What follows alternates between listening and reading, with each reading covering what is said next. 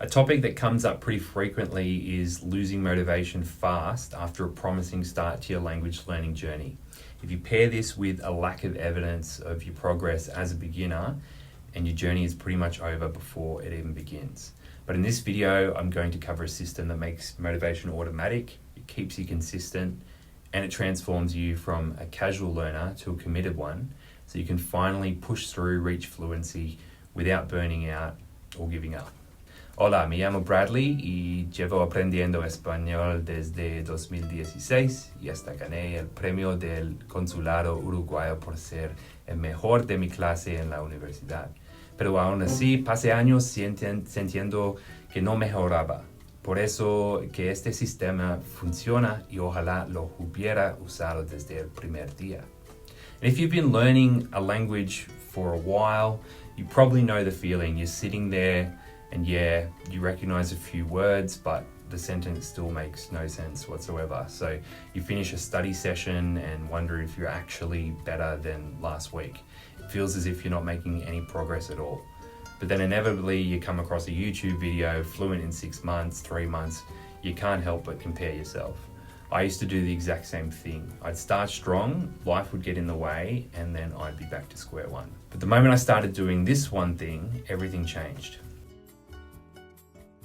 In other parts of my life, I'd learned what gets measured gets managed. So I decided to apply that to language learning. At first, it was as simple as putting an X on a calendar every time I studied Spanish, but then I realized that it wasn't enough.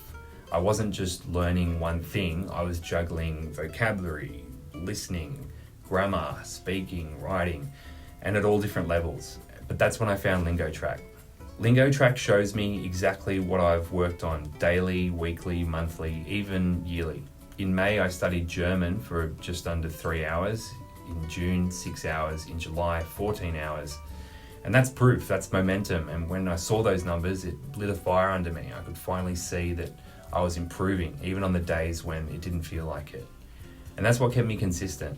When I looked at the data, my strengths and weaknesses became much clearer.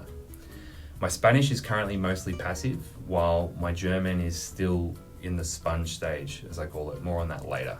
Since I started tracking, my tutor Emily even told me that my Spanish speaking hadn't dropped at all, even after a lengthy, month-long break. And that's the beauty of tracking.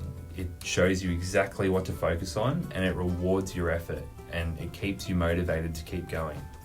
So no more wondering if you're stuck. No more comparing yourself to impossible timelines. That's the power of tracking. You don't lose progress even when life gets in the way.